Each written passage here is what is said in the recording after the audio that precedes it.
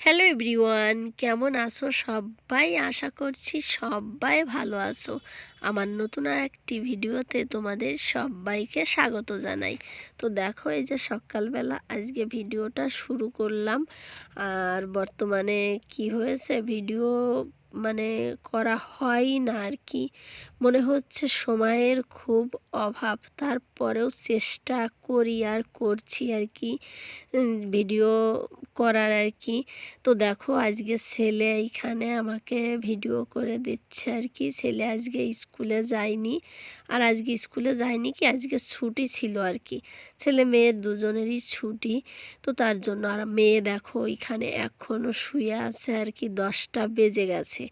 আর আমি আজকের ভিডিওটা 10টা থেকেই শুরু করলাম আর কি। সকালবেলা আমাদের সববার হয়ে গেছে ব্রেকফাস্ট, কিন্তু মেয়ে এখনও শুয়ে আছে, উঠছেই না। ছুটি তার জন্য আর কি। আর আমার ছেলে, ও না, মানুষ বলে কি মেয়ে হলে মায়ের কাজে লাগে, তারপরে মায়ের পিছনে পিছনে ঘোরে। আর ছেলে হলে বাবার কাজে লাগে, বাবার পিছনে পিছনে ঘোরে। আমার ক্ষেত্রে দেখছি আমি উল্টো আর কি। তো বড় হলে কি হবে জানি না, মানে ছেলে আমার পিছনে পিছনে সব সময় ঘুরবে। তারপরে কোনো কাজের সাহায্য করতে হলে ছেলেই আমাকে করে। আর দেখো, এদিক ওদিক ছাড়ানো ছিল, তারপরে আমি ঘরটা ঝাড়ু মেরে আর কি মুছে নিলাম। নেওয়ার পরে যে এই কাজটা করার জন্য এদিক ওদিক কোনো কিছু গোছাগুছি কিচ্ছু করিনি, মোছামুছি আর কি না করে বসে গেছি। এই কাজটা মানে কালকে থেকে আছে আর কি। কালকে একটু করেছিলাম, আধা ঘন্টার কাজ, আমার 2 দিন লেগে যাচ্ছে। তো ছেলে এখনও আর কি ভিডিও করে দিচ্ছে আর কি, ওই যে আঙুলটা দেখতে পাচ্ছো আর কি। তো ফাইনালি কমপ্লিট করলাম। ভাবছি কালকে হচ্ছে শনিবার, আর কালকে পিটিএম আছে ছেলের স্কুলেও মেয়ের স্কুলেও, তো সেইখানে আর কি পড়ে যাব আর কি ভাবছি। তার জন্য মানে কোনো কিছু আর কি থাকলে না তাড়াতাড়ি হয়ে যাবে, তার জন্য আর কি টার্গেট নিয়েছি যে কালকে পড়ে যাব।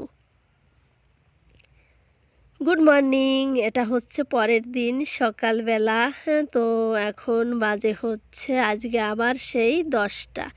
তো ফার্স্টে ছেলের স্কুলের পিটিএম হয়ে গেছে, মানে ওই যে পরীক্ষা হলো কয়েকদিন আগে, তোমাদেরকে বললাম। তো সেই রেজাল্ট আজকে দিয়েছে, তো মেয়ের স্কুলে যাচ্ছি এখন আর কি। ছেলের স্কুলে কোনো ভিডিও করা হয়নি, তাড়াহুড়ো করে ওইখান থেকে বেরিয়ে আসছি। ছেলের স্কুল থেকে মেয়ের স্কুল অনেকটা দূরে। ছেলের স্কুল বাড়ি থেকে একদম কাছে কাছেই, 5 মিনিট লাগে আর কি বাইকে। হেঁটে গেলে 15 মিনিট লাগে আর কি, আমার লাগে। অন্য কারোর হয়তো কমও লাগতে পারে। যাই হোক, এই যে মেয়ের স্কুলে চলে আসছি। এটা হচ্ছে এইখানে আর কি চণ্ডীগড়ে 18 সেক্টর আর কি। তো দেখো এখানে বর্মশাই কি কি যেন বলছিল, আর এই যে যাচ্ছে। আর এই যে দেখো, ছেলের রেজাল্ট ওইখান থেকে নিয়ে নিয়েছি। তো ছেলের ঠিকঠাকই রেজাল্ট করেছে। ঠিকঠাক বলতে কি, ছোট থাকতে দেখছি অনেকেই ভালো থাকে, বড় হলে আবার তারা খারাপ হয়ে যায়। এই জন্য বলবো না যে খুব ভালো করেছে, তার জন্য বলছি না। আবার অনেকে আছে ছোট থাকতে খারাপ থাকে, আবার বড় হলে ভালো হয়। যেমন আমার মানে সামনে দেখাই প্রমাণ। আমার বোন আর কি, মেজো বোন, ও ও ছোট থাকতে মানে একদম খারাপ ছিল, খারাপ বলতো। তারপরে বড় হওয়ার পরে না সবার থেকে পড়াশুনোতে ভালো আর কি হয়েছিল। এখনও ভালো, বিয়ে থাওয়া হয়ে গেছে, তারপরেও পড়াশুনো করে গ্রাজুয়েট কমপ্লিট করেছে। তো এই যে মেয়ের স্কুল থেকেও বেরিয়ে চলে আসছি এইখানে। তো ছেলে, এবার বলি কার কি রেজাল্ট হয়েছে, যেহেতু ভিডিও করছি একটু বলেই দিই। সত্যি কথা বলতে আর কি, যেটা সত্যি সেটা তো বলতেই হবে। অনেকে আছে ছেলে মেয়ের মানে বাড়িয়ে চুরিয়ে একটু বলে, আমার কিন্তু সেটা একদমই পছন্দ না। ছেলে ছোট থেকেই একটু পড়াতে ভালো, মেয়ে অতটা ভালো না আর কি। ছেলের সবার তো সমান হয় না আর কি। তারপরেও মেয়ে পড়াশুনো করে না আর কি, একদমই। পড়াশুনো করলে হয়তো ভালো হতো আর কি, ঘরে পড়তেই চায় না। ছেলে যতটুকুই পড়ে ততটুকুই মানে ব্রেনে সঙ্গে সঙ্গে কাজ করে আর কি।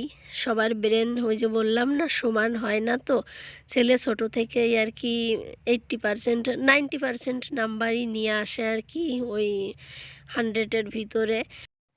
তো ছেলেরও সেই আবারও 90%ই আছে আর কি। এখনও তো ঠিকঠাক আছে, মানে ক্লাস 2তে পড়ে আর কি। আর মেয়ে পড়ে 7-এ, হয়তো অনেকেই জানো না। আর মেয়ের হচ্ছে 60%, অনেকটাই কম আর কি ছেলের তুলনায়। হ্যাঁ, কিন্তু ছেলে ছোট, তো তার জন্য বলা হয় না যে খুবই ভালো করেছে। ওই যে একটা কথা বললাম না, ছোট থাকতে ভালো হলে বড় হলে আবার অনেকে খারাপ হয়, আবার অনেকে ছোট থাকতে ভালো খারাপ হলে বড় হলে আর কি ভালো হয়। তো এই হচ্ছে ব্যাপার, তার জন্য আর কিচ্ছু বলা যাবে না আর কি। সবই ভাগ্যের উপরে নির্ভর করে। পড়াশুনো, চাকরি বাকরি, এটাও কিন্তু আমি বিশ্বাস করি ভাগ্যের উপরে একটুখানি হলেও নির্ভর করে। আর নিজের চেষ্টা তো আছেই আর কি। দেখো, কথা বলতে বলতে মাছ ধুয়ে কেটে পরিষ্কার করে নিয়েছি, আর এদিকে রান্না জন্য পেঁপে কেটে নিয়েছি। পেঁপে দিয়ে লেজা দিয়ে এই যে এইখান থেকে 2 পিস মাছ দিয়ে রান্না করব। আর হচ্ছে ওই মাঝখানের ডিমালা যে ইলিশ মাছটা, 2টো মাছ কেটেছি আর কি, বেশি বড় না, তো ছোট ছোট আর কি, একদম ছোটও না আর কি, মাঝারি সাইজের। তো ওগুলো ভাজি করব। আর এই যে হয়ে গেছে। তারপরে দেখো, এখানে পেঁপে রান্না করার জন্য সরিষার তেলের উপরে এই যে জিরা, গোটা জিরা। আমি কিন্তু পেঁপের সবজি এভাবেই রান্না করি। কে কেমনভাবে রান্না করো? অনেকে অনেকভাবে রান্না করে, শিকার তো কোনো শেষ নেই। তো কেউ বলে দিলে সেভাবেও রান্না করা যায় আর কি। আর করিও কিন্তু আমি। অনেক রান্না আছে অনেকেরটা দেখেও করি, বেশ ভালোও হয়, আবার কখনো কখনো কিন্তু খারাপ হয়ে যায়। তো নিজের থেকে রান্না করাই ভালো আর কি। তো এই যে একদম সিম্পল রান্না করব পেঁপের সবজি, এরকমের কম তেল দিয়ে সিম্পল রান্না করলে সেটার গুণাগুণ মনে হয় একটু বেশি আর কি। শুধু লাস্টে একটু ভাজা জিরের গুঁড়োটা অল্প করে দিয়ে দেব। আর এই যে নুন, হলুদ, কাঁচা লঙ্কা দিয়ে রান্না করব।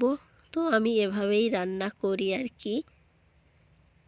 ওই যে বললাম না, অনেকে আছে অনেক ধরনের মানে পেঁয়াজ রসুন দিয়ে রান্না করে, পেঁপেটাকে ভালো করে ভেজে নেয়, মোটা মোটা করে কেটে, মানে এক একজনের এক এক রকমের তো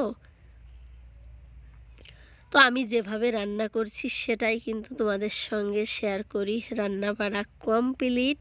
এই দেখো, 2টো মাছ কেটেছিলাম, একটা মাছে ডিম হয়েছিল আর একটা মাছে কিন্তু হয়নি। এখানে আবার এই যে উচ্ছে আলু দিয়ে একটুখানি ঝোল করলাম।